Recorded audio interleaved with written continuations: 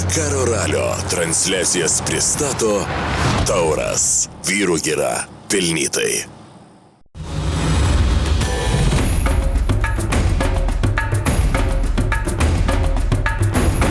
Labas vakaras, BTV eteryje, kaip visada vakare Dakaro ralis. Ir šiandien 10 greičio ruožas iš Ikikės į Antofagastą. Ir šiandien automobiliams bus ypatingai sunku, nes bus labai daug smėlio ir kopų. Dakaro istorijose papasakosim apie vakar dienos greičio ruožą, kuris kai kuriems lenktynininkams tęsiasi net ir naktį. Dakaro pasaulio rubrikoje papasakosim apie Lenkų armadą Dakaro maratone. Ir aistroje įspūdingiausi Dakaro momentai. Taigi, artimiausią pusvalandį kviečiu likti su BTV.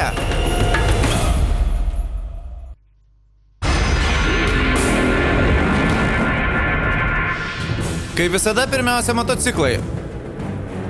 Ir 3 dienas Markas Komas sirgo ir vakar jau jautėsi visiškai sveikas. Dabar jaučiuosi daug geriau, galiu kovoti toliau, sako Markas Koma. Antras iš KTM Jordi Viladomas. Jisai iš pradžių jo paskirtis buvo padėti Komai, bet dabar jis jau kovoja dėl podiumo. Noriu 3 vietos, sako Viladomas. Bareda Bortas, žmogus, kuris arčiausiai Komos. Važiuosiu taip greitai, kaip galiu ir pažiūrėsim, galbūt jo motociklas tiesiog suges.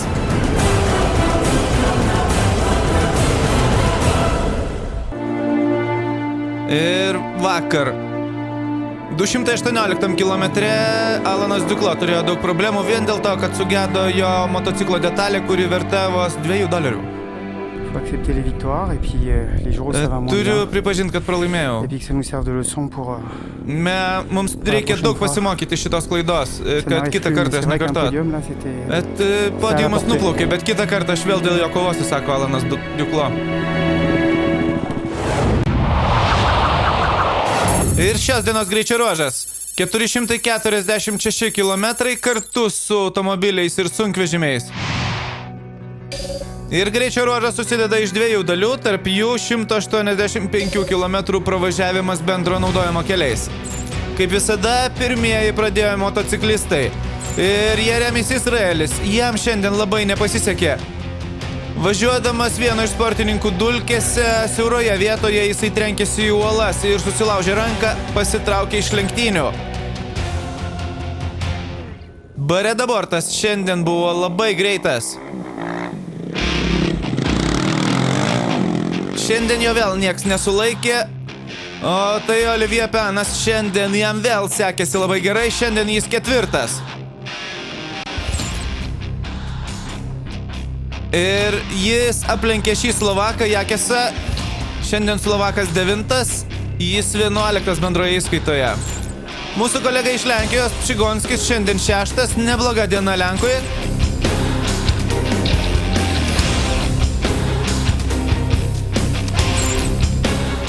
Helderis Rodrygėsas.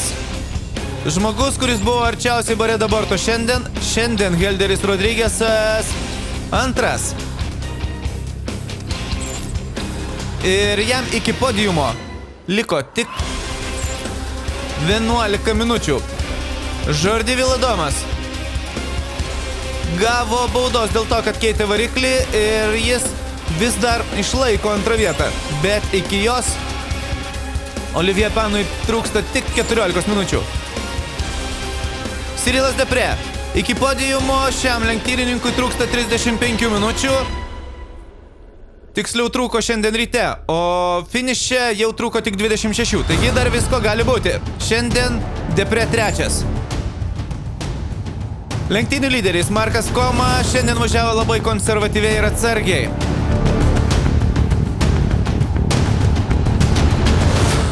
Susitiko jisai kopose Cyrilą Depre ir po to stengiasi laikytis prancūzo. Tiesiog nedaryti klaidų. Ir tai puikus pavyzdys, kaip įveikti kopas 2 skirtingais būdais. Koma tiesiog kaip į kaktą tiesiai bando pravažiuoti, o Cyrilas Depré pamatė, kad bus sunku ir apvažiavo. Na, bet rezultatas daugiau ar mažiau tas pats. Į finišą jie atvažiavo vienu metu. O štai Bareda Bortas važiavo taip greitai kaip gali. Ir šiandien jis 8 minutėm pralenkė artimiausią savo persekiotoją ir priartėjo prie Marko Komos per 10 minučių. Sunku, nes Markas jau labai toli atitrūkė, sako Bareda Bortas. Ir Bareda Bortui gaila, bet vakar buvo įrašyta 15 minučių baudos dėl to, kad jisai viršijo greitį ten, kur nebuvo galima kaime. Ir taip jo atotrūkis vėl nuo Marko Komos padidėjo. Taigi, likus vos 3 greičio ruožams, Markas Koma, jeigu nedarys klaidų, panašu, kad turi galimybių laimėti šį Dakarą. Ir keturračių įskaita. 16 keturračių šiandien pradėjo lenktynes. Ir atrodė, kad žmogus, kuris dar nebuvo laimėjęs greičio ruožo, šiandien turėjo laimėti. Taip ir yra, tai yra Rusas Kariakinas. Šiandien jisai greičiausias. Sebastianas Huseinis važiavo labai greitai, važiavo šalia Kariakino, bet padarė klaidą ir strigo kopose, ir strigo labai ilgam.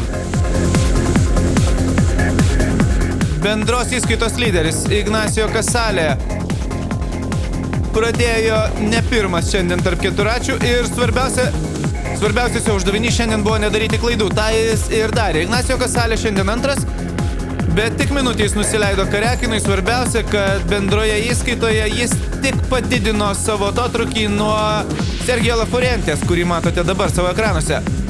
Urugvajietis šiandien nusileido Casalei 2 minutės. Bendroje įskaitoje iki Casalės jam trūksta 24 minučių. Rafalas Sonikas, šiandien jam labai sunki diena. Šiandien jis tik tai 6, pusę valandos pralaimėjęs Kariakinui.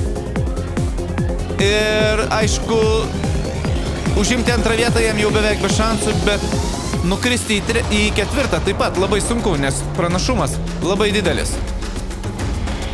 Netrukus papasakosim apie automobilius.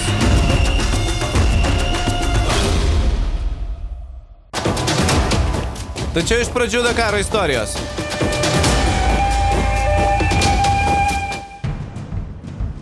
Na ir istorijos rubrikoje papasakosim apie vakar dienos greičio ruožą tarp tų lenktynininkų, kuriems greičio ruožas užsitęsė iki paros. 5 valandos vakaro ir čia kopose verda gyvenimas.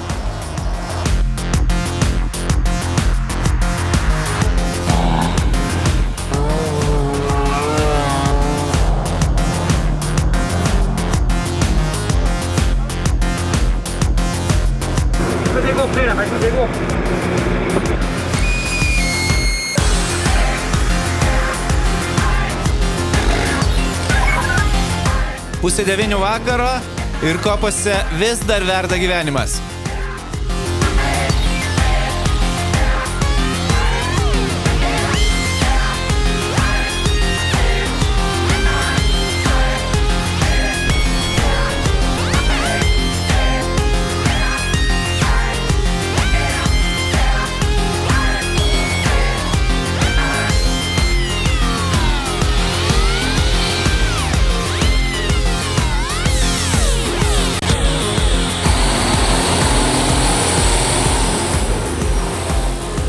Voilà, c'est réussi. Galère, hein, il a eu des cartes quoi.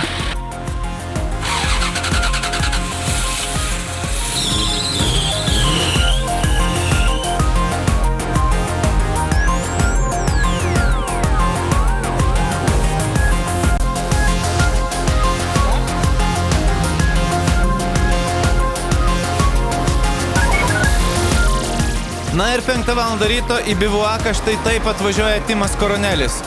Jis beveik visą greičio ruožą buvo tempiamas per dykumą, per kopas. Buvo labai sunki diena ir naktis jam. Na ir jo brolis dvynys Tomas Koronelis pasitinka jį. Tomas Šiais metais visą Dakarą važiuoja kartu su savo broliu dvyniu, verda jam valgyti ir rūpinasi jo techniką. Mes šimtajame maždaug kilometre suradom Timą ir per visas kopas tempėm jį. Buvo sunku, bet kažkokiu būdu pasiekėm tikslą. Na ir žinoma, jis nebuvo vienintelis. Antanas Juknevičius taip pat grįžo tik 5 ryto. No sleep, just Nemiegojom, tik tai kovojom su kopomis. Yes, after 2 hours we start again. Po 2 valandų vėl startuojam, sako Antanas Juknevičius.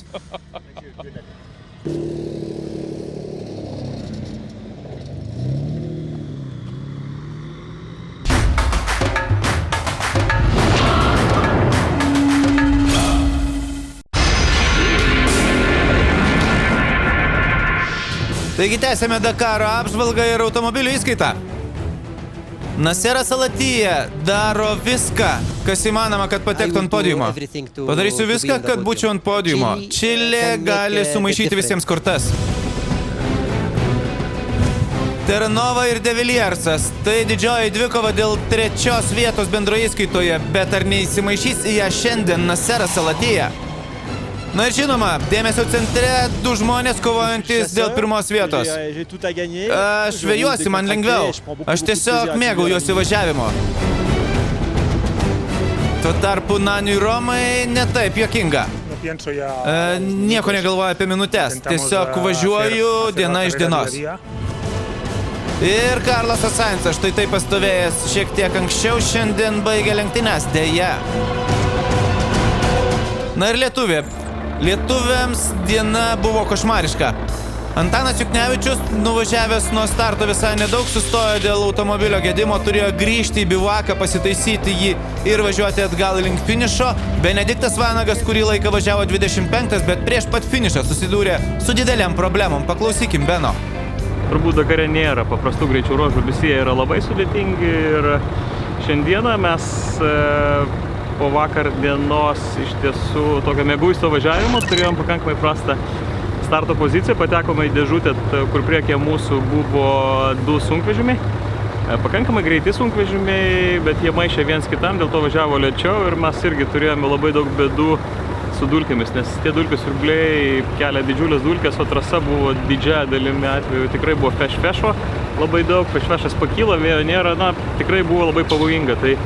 Tai per pirmą trečdalį greičio ruožo, arba tiksliau per pirmus 3/4, tai yra kitaip tariant, beveik 70% trasos mes dirbom, mokėmės kantrybės, laukiam, kol nusės dulkės, strategiškai dėliojam, kaip galima apsilenkti ir iš tiesų padarėme pakankamai neblogą rezultatą, kiek aš žinau, mes buvom net 25 absoliučioje įskaitoje, bet paskui mums nuleido ratą, mes pasikeitėm ratą, išvažiavom ir žmogiška klaida. Nesutraukėm iki galo hidraulinės kojos pakelėjo, jinai užkliuvo, pakankamai dar ištraukta ir labai daug laiko dirbom, tvarkėm automobilį, kad tą koją pakelti viršų ir iš tiesų tas puikus, geras darbas nuo šunė nuo degos. Taigi, 4 greičio ruožai iki Dakaro pabaigos. Ir tai yra greičio ruožo vidurys, lenktynininkai laukia antros dalies starto ir dalyjasi įspūdžiais po pirmos dalies. Mums komandos jokių nurodymų nėra, komandos vadovas sakė vienintelį dalyką, uždavinys yra atvažiuoti iki finišo. Kas atvažiuos pirmas, kas antras, visiškai neįdomu. Nani Roma, aš labai laimingas. Kol kas mes nedarom labai didelių klaidų. Aišku, kažkiek tai darom, kažkiek minučių praradom, bet aš žinau, kad bus sunku ir antrą savaitę bus ypatingai sunku. Na ir štai taip, Nani Roma pradeda lenktynes, pradeda turėdamas 12 minučių pranašumą.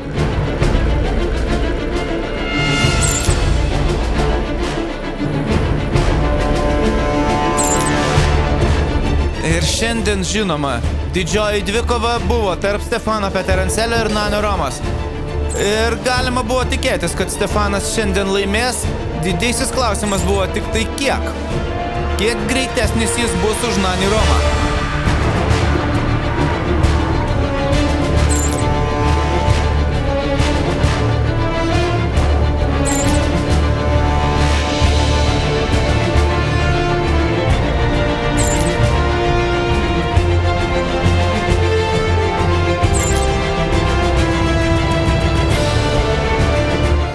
ir iki greičio ruožo vidurio, ten, kur sportininkai galėjo šiek tiek atsipūsti, Peterancelis atlėkė, žinoma, greičiau už Nani Romą. Jis jau buvo atsilošęs 7 minutės iš 12. Nes Nani Roma užstrigo dykumoje ir be to dar pramušė ratą. Taigi, antroje pusėje beliko tik 5 minutės.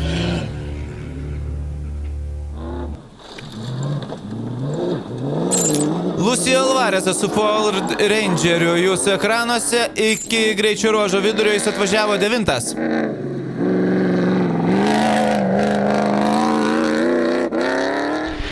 Na ir Carlosas Sainzas lėkė labai greitai. Jisai buvo trejetuke, tačiau važiuojant paprastu keliu atsitiko štai kas. Automobilis smarkiai vertėsi ir ispanas pasitraukė iš lenktynių. Ar nebus tik tai Carlosas užmygęs prie vairo? Bet kokiu atveju lenktynės šiam sportininkui baigėsi.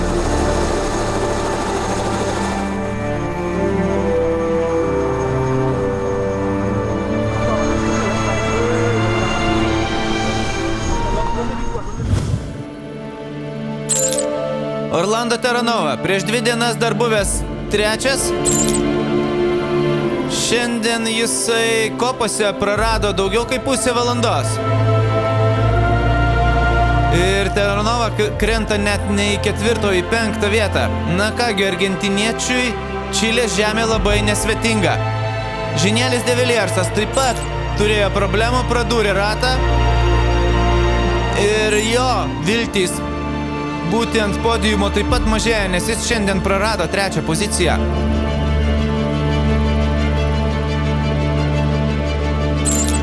Ir abudu lenktynininkai buvo aplenkti štai šio vaikino.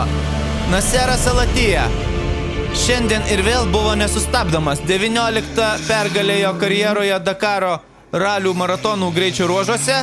Ir šiandien jis kyla į trejetuką greičiausių lenktynininkų. Na ir grįžtame prie didžiosios šios dienos dvikovos. Peterancelis prieš Romą. Peterancelis šiandien nebuvo greičiausias, bet finiše jis atsilošė net 10 minučių nuo Nani Romos. Ir dabar juos skiria jau tik tai 2 minutės ir 15 sekundžių. Taigi, jau rytoj gali viskas pasikeisti. Važiavom maksimaliai, atidavėm daug jėgų, bet man labai patiko. Mes daug šokinėjom, daug slidinėjom dykumoj. Kol kas man labai patinka važiuoti su miniu, sako Stefanas Peterancelis.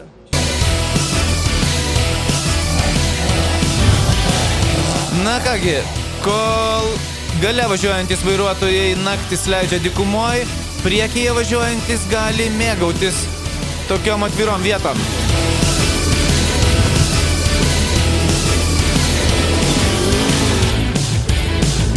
Ir panašu, kad ir lietuviams šiandien greičio ruožas nėra blogas. Benas kol kas 27, o Antanas važiuoja 43 pozicijoje. Netrukus sunkvežimių įskaita. Tačiau prieš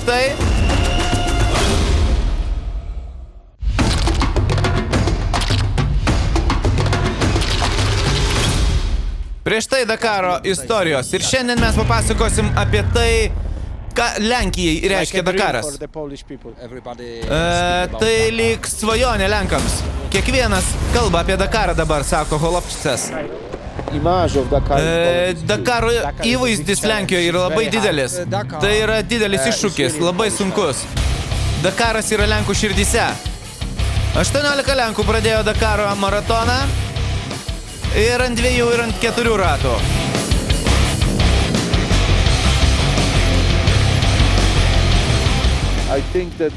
Manau, kad mes turim daug žmonių, kurie moka važiuoti ir ant kelio, ir bekelėje. Ir ne tik Dakare, sako Rafalas Onikas. Manau, kad mūsų žmonių atsargos yra neišsenkamos, ypač tokių vidutinio amžiaus kaip aš. Krzysztofas Holovčicas, buvęs Europos parlamento narys, 2 kartus 5 finišavo Dakare ir prieš 3 metus jisai netgi pirmavo, tačiau pasitraukė iš lenktynių dėl avarijos. Man atrodo, kad Lenkai yra labai ambicingi ir jie deda visas pastangas, kad pasiektų savo užsibrėžtą tikslą. Mes esame ES nariai, mūsų ekonomika didėja ir galbūt dėl to mums sekasi ir automobilių sporte. Adamas Malašas, 4 kartus pasaulio čempionas slidinėjame šuoliuose nuo tramplino, šiandien 6 bendrai įskaitoje. Daug žmonių Lenkijoje žiūri Dakarą ir Dakaras vis populiaresnis Lenkijoje metai iš metų. Marekas Dambrovskis, kažkada važiavęs motociklu Dakare, dabar jisai sėdo į automobilį ir yra 10 bendroje įskaitoje. Mūsų rėmėjai atidarė netgi Dakaro akademiją, nes per 13 važiavimo metų Dakaro maratonuose mes sukaupėm daug patirties ir dabar stengiamės ją dalintis. Ir daug televizijos atvažiavę iš Lenkijos. Ir vakar buvo pasiektas Lenkijos televizijos žiūrimumo rekordas apie Dakaro ralį. Vakar mus žiūrėjo 5 milijonai žmonių. Ir kiekvieną dieną transliacijų reitingai didėja, sako žurnalistas iš Lenkijos. Otworzył swoje ramiona i przyjął całą kolorową Dakarową karawanę na swoim wybrzeżu.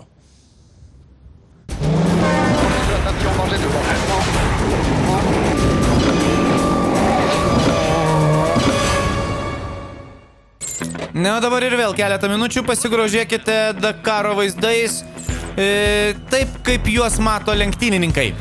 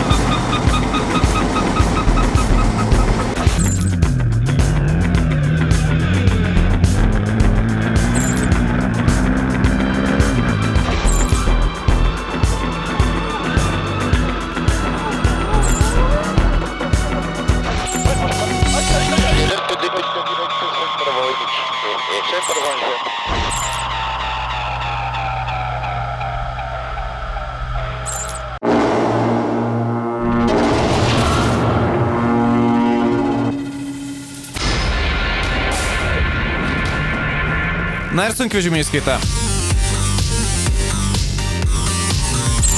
Artūras Ardavičius šiais metais sėdęs į Tatrą, daug metų šis lietuvių kilmės kazachas važiavo KAMAZ sunkvežimiais, tačiau Tatra nebuvo jam sėkminga. Jisai kol kas važiuoja už antro 10-ko ribų, tiesa 9 kontrolės punkte Artūras buvo 9. Vezovičius su Mazu, tai yra, sakyčiau, šios dienos netikėtumas. Kol kas jisai važiuoja 13 bendroje įskaitoje iki greičio ruožo vidurio. Važiavo netgi 5, dabar ir vėl nukrito į 15 vietą. Prieš tai matėt Sotnikovą su Komazu, šiandien jis prarado valandą laiko užstrigęs kopose, lygiai taip pat kaip ir Van Vlytas. Šių dviejų sportininkų viltys užlipti ant podiumo pamažu tirpsta. Eduardas Nikolajevas kol kas važiuoja 4 pozicijoje, dar tiesa nefinišavo Eduardas, tačiau likus 2 kontrolės punktam jisai 4. Žerardas Derojus, žmogus, kuriam nepatinka Čilė ir nepatinka dykuma. Jisai po truputį praranda laiką ir šiandien jis taip pat kol kas 3 ir panašu, kad vienas iš Kamazų jį lenkia. Ir tai yra Andrejus Karginovas. Andrėjus Karginovas yra vienintelis sunkvežimis jau finišavęs ir panašu, kad jis bent 6 minutės atsiloš prieš Gerardą Derojų. Taigi, netgi štai šis strigimas kopose nesustabdė Andrėjaus nuo pergalės šiame greičio ruože. Panašu, kad iki Gerardo Derojaus jis artėja, o dar lieka 3 greičio ruožai, taigi galbūt dar Kamaz ir laimės. Alešas Lopraisas, kol kas jam nelabai sėkmingas šis Dakaras. Alešas krenta bendroje rikiuotėje, nes šiandien jam nesisekė. Na ir aistros rubrikoje papasakosim apie įsimintiniausius Dakaro momentus. Davidas Kastera. Geriausias momentas 97 metais, todėl kad man viskas labai gerai sekėsi, aš finišavau 3, nepaisant to, kad paskutiniam greičio ruože kritau. Ir Peter Ancelis tuo metu pirmavo ir pirmavo užtikrintai, taigi palaukė jisai, kol aš atsistojau ant motociklo ir mes finišavom kartu. Tai geriausi prisiminimai. Kiekvienas kartas, kai finišuoji, yra labai geras momentas, sako Olivier Panas. Man tai 2009-ieji, todėl kad mes finišavom pirmi ir tai buvo pirmas kartas, kai Volkswagenas laimėjo, taigi visiems tai buvo labai įsimintinas momentas, sako Ženielis de Villiersas.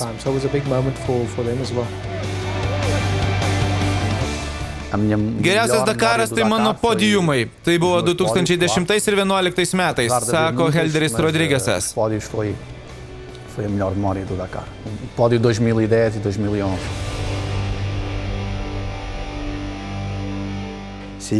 Man tai 2009. Po metų pertraukos mes persikėlėm į Pietų Ameriką ir Buenos Airėse, kai Dakaro ralio maratonas tik prasidėjo ant podiumo. Aš pasižiūrėjau į tą minę, kurią mes po to suskaičiavom, kad buvo beveik 1 milijoną žmonių susirinkusių. Ir supratau, kad mes laimėjom, nusprendė persikelti į Pietų Ameriką.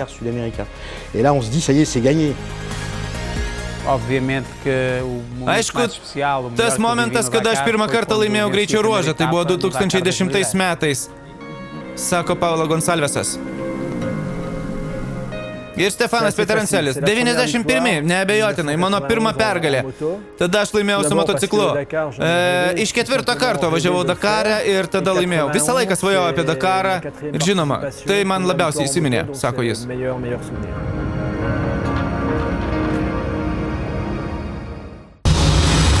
Na ir kasgi mūsų laukia rytoj. Rytoj 11 greičio ruožas ir mes nuo vandenino tolstame gilyn į žemyną. Važiuojame į El Salvadorą. Na kągi, likite su BTV ir nepamirškite įsijungti mūsų rytoj vakare. Gero jums vakaro ir iki rytojaus.